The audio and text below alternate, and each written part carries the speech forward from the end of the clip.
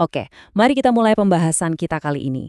Kita bakal membedah sebuah teks yang sangat provokatif, yang benar-benar menantang semua hal yang selama ini kita yakini tentang perbankan tradisional dan cara kita menjaga kekayaan.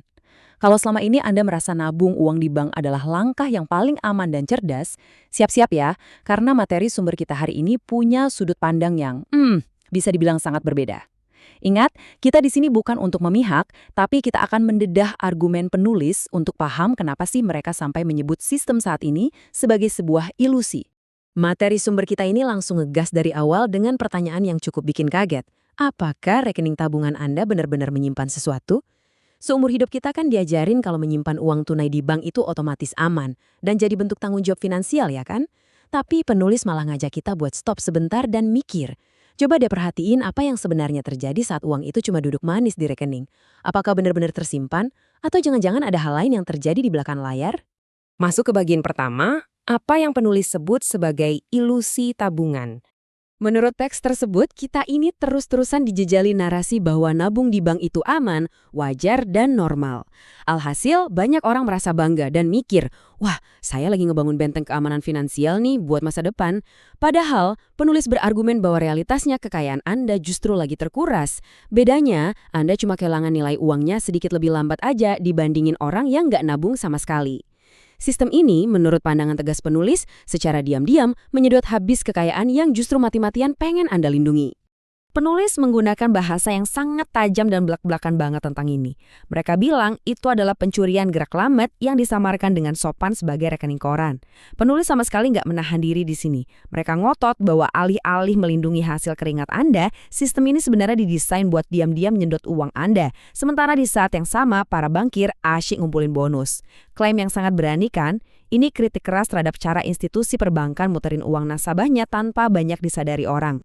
Oke, lanjut ke bagian kedua. Menghitung angkanya. Penulis gak cuma sekedar lempar klaim, mereka juga ngasih hitung-hitungannya. Mari kita lihat matematika di balik klaim tadi. Teks ini ngasih sebuah skenario hipotetis yang gampang banget dibayangin. Katakanlah Anda punya $10.000 atau ya rupiah dengan nilai setara, terus Anda masukin ke rekening tabungan standar. Uang itu didiamin aja di sana selama setahun penuh. Nah, disinilah teks tersebut menyoroti kenyataan pahit soal suku bunga modern. Dengan tingkat bunga bank zaman sekarang yang super tipis, katakanlah 0,01%, tebak berapa hasilnya? $10.000 Anda itu cuma ngasilin $1 selama setahun. Yap, beneran cuma $1.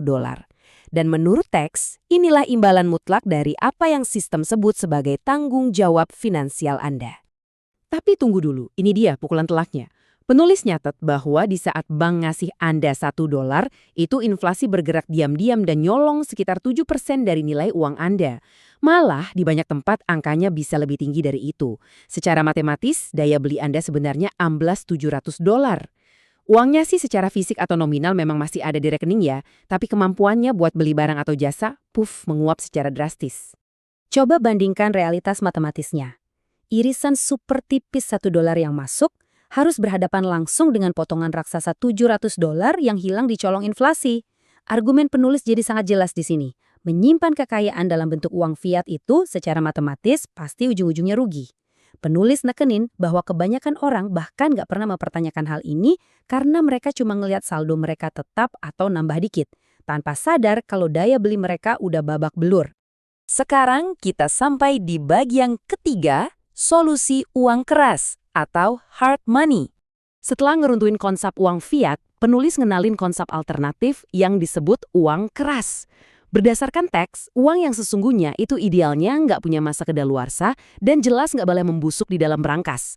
Uang keras ini didefinisikan secara tegas sebagai modal yang nggak meleleh dan nggak jadi makin lemah biarpun Anda pegang dalam waktu yang lama.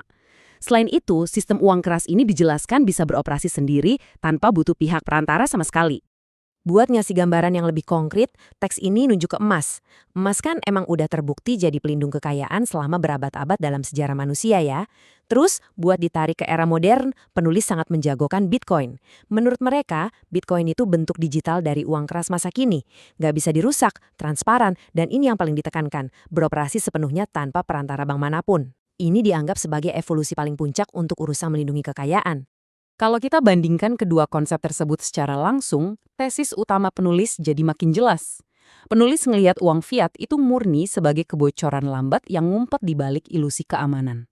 Sebaliknya, uang keras dianggap sebagai pelindung mutlak. Teks ini menegaskan, ini bukan cuma sekedar soal persentase angka. Uang keras dilihat sebagai sesuatu yang secara fundamental melestarikan waktu dan energi manusia yang udah susah payah Anda korbankan saat bekerja, menjaganya selamanya tanpa bocor sedikit pun. Nah, dengan mempertimbangkan hitung-hitungan matematika yang lumayan bikin jantungan tadi, beserta argumen tegas dari materi sumber kita hari ini, mari kita tutup dengan satu pertanyaan esensial dari penulis. Ini adalah pertanyaan yang memaksa kita buat ngevaluasi ulang strategi keuangan kita sendiri. Apakah sistem yang kita percayai sekarang benar-benar menjaga hasil kerja keras kita, atau cuma membuat kita berdarah lebih lambat dari yang lain? Pertanyaan yang sangat menarik buat direnungkan. Teruslah kritis, dan sampai jumpa di pembahasan materi kita berikutnya.